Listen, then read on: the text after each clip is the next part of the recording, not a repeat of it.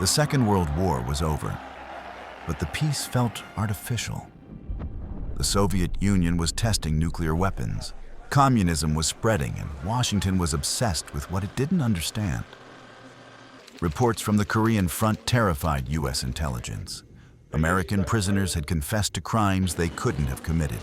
When they were released, many praised their captors and condemned their own government. The newspapers called it brainwashing. To the CIA, it was proof that the Soviets and Chinese had discovered a new kind of weapon, one that didn't need bullets. It attacked the mind. If such a weapon existed, the United States had to have it too.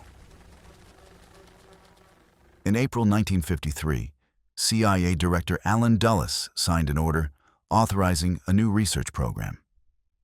The goal: to find substances and techniques that could influence or control human behavior. The document was stamped top secret and assigned to the technical services staff. The project received a code name pulled from a random filing system, MK Ultra. To lead it, Dulles chose a chemist named Sidney Gottlieb. He was brilliant, eccentric, and ruthless in his curiosity. A vegetarian who practiced meditation, yet also designed poisons that could kill without trace. Gottlieb believed that to build a new mind, one had to destroy the old one first. His laboratory became a workshop for erasing identity. At first, MK Ultra was small, a handful of researchers exploring hypnosis, sleep deprivation, and new synthetic drugs. But chemistry was changing fast. Swiss scientists had recently synthesized a compound known as lysergic acid diethylamide, LSD. It was cheap, potent, and unpredictable. Gottlieb saw potential. Maybe a dose could make a spy reveal his secrets. Maybe it could erase memory or implant suggestion. Soon, vials of LSD were traveling through diplomatic pouches to universities, hospitals, and military bases. Dozens of scientists were recruited without knowing who truly paid them. They thought they were studying mental health. In reality, they were fueling an intelligence experiment on the nature of free will. One university study in Kentucky tested LSD on volunteers from a nearby prison. Another at Stanford examined how students behaved when time and sleep were stripped away. Participants were told it was harmless. Some never forgot what they saw. By 1955, MK Ultra had more than 100 sub-projects.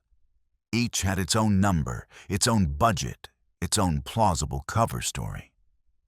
Money flowed through front companies like the Society for the Investigation of Human Ecology. One branch studied hypnosis combined with drugs. Another examined sensory deprivation. A third explored electronic brain stimulation. Tiny currents sent through electrodes attached to the skull. In Montreal, psychiatrist Dr. Ewan Cameron was quietly funded to test psychic driving, recording patient voices and playing them on loops for days while the patients lay under heavy sedation. He believed he could erase trauma. Instead, many left his hospital without memory of their own families.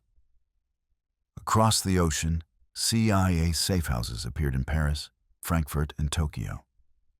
Agents dosed unsuspecting strangers in bars and cafes to watch their reactions. Inside the agency, this fieldwork was nicknamed Operation Midnight Climax. Brothels were wired for sound, and operatives watched from behind one-way mirrors. Every report ended with the same line: results inconclusive. Further testing recommended what none of the researchers stopped to ask was the simplest question: should we? The world was divided into spies and enemies, and morality rarely entered the room. If an experiment could help the United States win, that was justification enough. Doctors injected soldiers with compounds they refused to name. Patients in mental hospitals were given vitamin shots that were anything but. Some test subjects vanished from the records entirely. In the CIA's own words, MK Ultra sought a substance that will produce pure euphoria, another that will cause incapacitation, another that will erase memory for specific periods. Each request sounded like science fiction, but behind locked doors, it was policy. Not everyone in the agency was comfortable. Field agents began to fear being drugged by their own colleagues.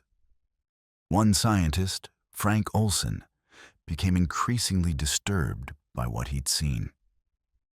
Olson had worked on aerosol biological weapons at Fort Detrick before being invited to MK Ultra meetings.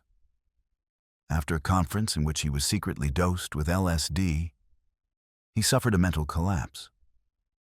Days later, he fell from a New York hotel window. The agency called it suicide. His family called it something else. The death drew brief media attention, then disappeared under classified silence. Inside the CIA, it served as a warning. Speak too loudly, and you might vanish too. Through the 1960s, MK Ultra continued quietly. Budgets shifted, new names appeared on contracts. The Vietnam War brought fresh opportunities to test interrogation methods abroad. Everything was justified by one phrase: national security. But secrets have lifespans. And by the early 1970s, the clock was running out. When public outrage over Watergate erupted, journalists began digging into every corner of U.S. intelligence. Gottlieb saw the storm coming. He retired, but not before giving one last order. Every MK Ultra file that could identify subjects or techniques was to be destroyed. Trucks rolled up to CIA headquarters. Boxes of documents were fed into incinerators until nothing remained but ash. The mind control project had been erased. Or so they thought. The files burned, but the truth had a habit of surviving. In a forgotten corner of a government warehouse, the story waited, sealed in a mislabeled box. In 1977, inside a dusty State Department storeroom, a clerk sorting through financial records lifted a folder stamped Budget Correspondence, 1953. It was filled with purchase orders, travel vouchers, and handwritten notes bearing a cryptic term: MK Ultra Subproject 3, Subproject 42, Subproject 149. He didn't know what MK Ultra was. But the discovery reached the Senate within weeks, and with it came the unraveling of a 20-year secret. The Church Committee convened public hearings on U.S. intelligence abuses. Behind closed doors, senators examined the surviving paperwork. Grants to universities, hospitals, and private labs that had no idea who their true patron was. When the microphones finally turned on, America listened in disbelief. Television cameras filled the chamber. Reporters scribbled furiously. Former CIA officers testified that human subjects had been dosed, confined, hypnotized, and studied without consent. Senator Edward Kennedy's voice echoed through the room. The United States government conducted experiments on its own citizens. How could this happen in a free society? The witnesses spoke in half sentences. They blamed the Cold War, secrecy, fear of communism, anything but themselves. Dr. Sidney Gottlieb was summoned. He arrived quietly, carrying a cane, calm and expressionless. When asked if he regretted what MK Ultra had done, he paused. "We were trying to protect the nation," he said. "It was another time." His words hung in the air like smoke. Neither confession nor denial. Out of thousands of destroyed documents, only about 8,000 pages had escaped the incinerator. They painted a partial picture.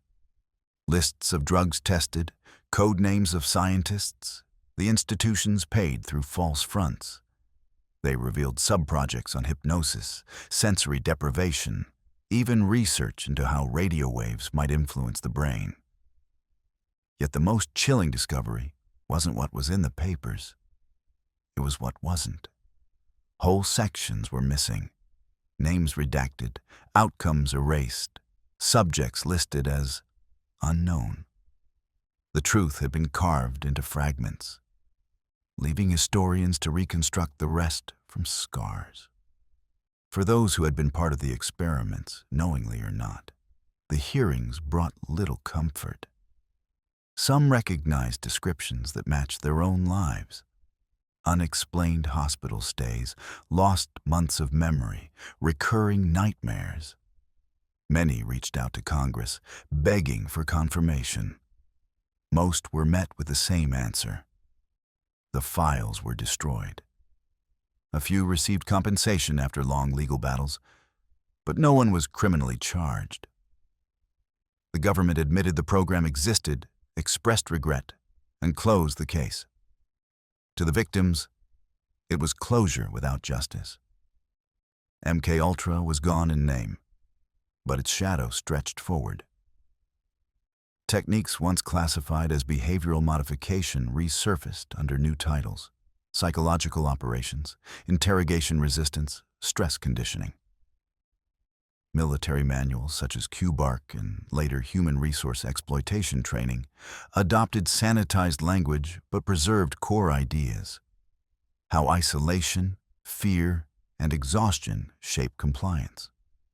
In the 21st century, debates over interrogation and psychological warfare revived the same moral questions that MKUltra had raised half a century earlier. How far should a democracy go in the name of security? And who watches the watchers when secrecy becomes routine? Sidney Gottlieb retired to a cabin in Virginia. He raised goats, practiced meditation, and rarely spoke of his past. When he died in 1999, he left no memoir, no confession, only boxes of personal letters sealed by his family. Historians who studied him described a paradox. A man who delivered pure drinking water to leper colonies abroad, yet once tried to build poisons that could erase identity itself. Perhaps he saw MKUltra not as evil, but as duty, a mirror of his country's own contradictions. MKUltra's greatest danger was not the LSD or the hypnosis. It was the culture of unchecked secrecy that allowed it to exist. Budgets were hidden under false names. Oversight was impossible because those who might have asked questions were never told what to ask. It proved that the most frightening experiments don't happen in dark laboratories. They happen in the blind spots of bureaucracy. Every nation that lives in fear risks repeating that mistake. Declassified documents continue to surface, each a puzzle piece. Letters from prisoners, notes from psychiatrists, receipts for chemicals, all bearing that same label, MKUltra. They reveal a timeline from 1953 to roughly 1973, though many suspect earlier prototypes under different code names. Historians still debate the number of test subjects. Some say hundreds, others thousands. The real count may never be known, because the people themselves often didn't know. Somewhere, in forgotten medical archives or personal diaries, more fragments might wait. But even if they're found, they can't undo what's been done. In the end, MKUltra is not just a story about mind control. It's a story about fear, how it can twist science, justify cruelty, and make secrecy look like safety. Governments may change, technology may advance, but fear remains the same. And whenever it whispers that anything is justified in the name of protection, the lesson of MKUltra should echo back. Nothing erases the truth forever. They burned the files. They buried the names. But the truth still breathes. In archives, in testimony, in the quiet unease of history. How much control should any nation have over the human mind? And if knowledge itself can be turned into a weapon, who decides when to pull the trigger? This was Project MK Ultra, the mind control experiments America tried to erase.